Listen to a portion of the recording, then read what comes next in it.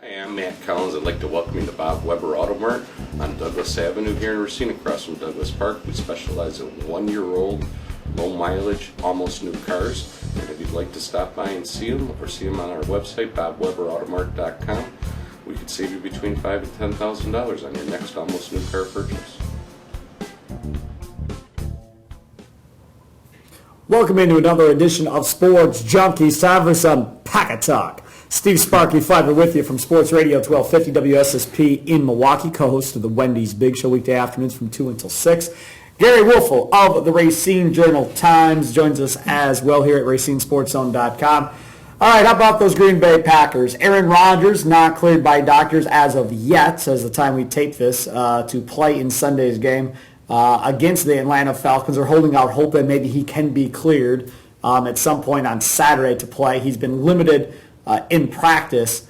This Packers team is not exactly in a position to be they're not the front runner in the division. Mm-hmm. They need to win out. They need the Lions to lose 2 games to have a chance to win this division. If you're Mike McCarthy and you're Ted Thompson, and there was a report out being Ian Rappaport of the NFL Network that says that the Packers have had internal conversations about shutting Rodgers down for the year. McCarthy denies those conversations, but if you were in their shoes, would you bring him back?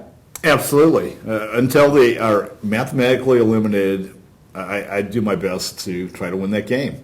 And I brought this up the other day about Rodgers. Yes, he has a broken collarbone, okay? But it's also, 5 weeks, 6 weeks?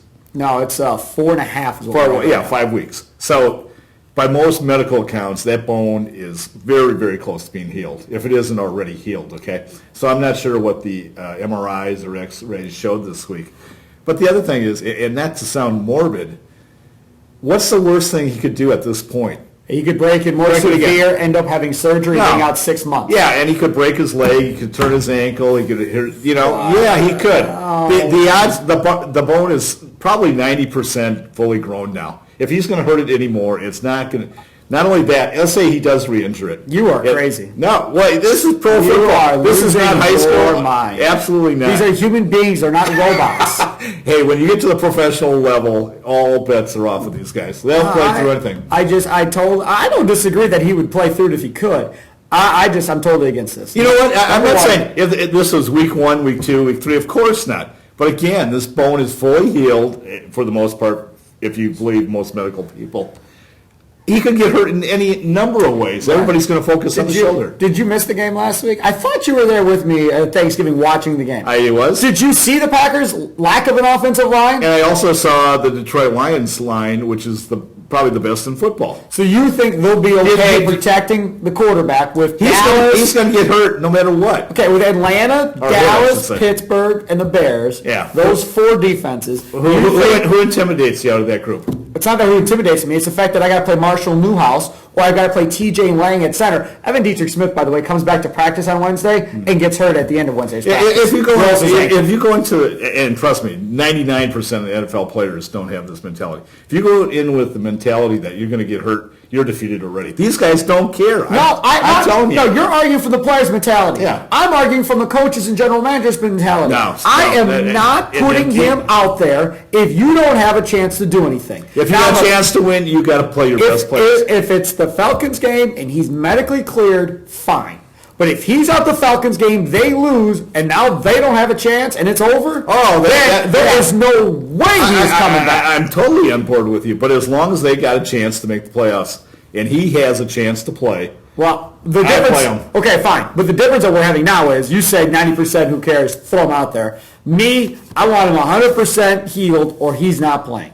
Plain and simple. None of these guys are 100%. I'll bet 90% of the guys that are playing right now are hurt. It's not the same thing. We're talking about a collarbone. We're not talking about something ankle hurting him. You know what? The other thing, too, is it's on his left shoulder. It has little to do. But if he falls on that shoulder, great. And if you fell off your chair, you could break your hip. I doubt it. Everybody gets so paranoid, but Rodgers played how many years now without having a serious injury, and now all of a sudden we got to treat him like, he's the franchise. You just watched his team not win a game in a month without him. You don't hear me. If he wasn't close to being 100% or 100%. You said you don't understand why they treat him with kid gloves. I That's why they treat him with kid gloves. They haven't won a game since he's been out. It's been a month. I fully understand. That's why they're treating this with kid gloves. Of course you do. Of course you do. But again, at some point, if he's healthy enough to play, let him play. But he's not cleared right now. Well, we don't, No, that's what the doctor said. Not cleared as of, Tuesday? Monday or Tuesday. And doctors are consistently overly cautious. Thank you. No, it's not. Be cautious with Aaron Rodgers. No. Overly cautious. He could be, not that he can be, he could be 120% healthy, and some team doctor goes, you know what? There's a chance he could get hurt. If it was my team doctor, that's what I'd be saying. No. I would agree. Come on. Now, let's talk about some of the other things out here. There's a report out that the Packers are working on an extension for Sam Shields. Okay? Yep. The number that I'm hearing being floated around could be the same number that they're offering B.J. Raji that he has yet to sign, which is $8 million a year. Right. Who would you rather have? Because they can't have both. Would you rather have Shields or Raji going forward? No brainer. Shields, without a doubt. This is a passing league. You have to have good cover guys. And I'm not saying Shields is even a great cover guy, but at least he's competent. Raji has been so erratic. There's no way. You can find defensive linemen. Let's face it, what kind of year has he had in your mind? Oh, Raji hasn't had a good year at all. No, exactly. So, but a lot of people argue that if Capers is fired and they bring in a 4-3 defensive coordinator, Raji then becomes a Pro Bowl player immediately. Well, but again, until we see it, we don't know. Yeah, exactly. If he was that good, he would still shine in this offense. If you're good, you're good. Yes. Yeah, I don't know. I don't know. But either way, so you'd say Sam Shields going forward. No question. But look at how bad that secondary is already. And you take off your best cover guy, my God. Right. It's going to absolutely be blown up. I know a lot of people don't like talking about the draft at this time of the year, but considering how bad the Packers are, you have to talk about it. You're a draft guy, though. I love the draft. And right now, you love going to Indianapolis. What are your top two priorities if you're Ted Thompson as you look ahead to the offseason? Same as last year. Safety, right off the bat. I really don't care if he's not the best player on the board or the second or third or fourth or fifth. If he's anywhere projected as a mid-first round, late first round pick, I'd take him. That safety spot. We talked about this before the season started. Sure did. You don't have to be a football guy to figure that out. And then also they need an impact linebacker. I don't care. Preferably an inside linebacker that can get to the quarterback. That's one too. They tried addressing the defense last couple of years, but they haven't addressed it enough. So those would be my two picks. I agree with you 110%. Now, Mike McCarthy says Matt Flynn is getting the starter reps this week, getting ready for Atlanta. Mm-hmm. Should Matt Flynn be the starter, or should they go back to Scott Tolzien? No, they got to go with Flynn. Flynn did not play well. But in defense of him, that offensive line was atrocious. Horrible. But you want to say Aaron Rodgers out there. Nothing. Go ahead. Yeah, but I'm just saying. Because some people are men. Yeah, whatever. That's fine. This isn't a child's game. This is a man's game. You're right. Trust me, guys have played. Look at Ronnie Lott, the greatest story ever. Ronnie Lott? What are you comparing a Hall of Famer to anybody? I'm just saying, the mentality of a great NFL player is they'll play through anything. Remember when Ronnie Lott had a bad thumb during the game? And they said, what should I do with it? Cut it off.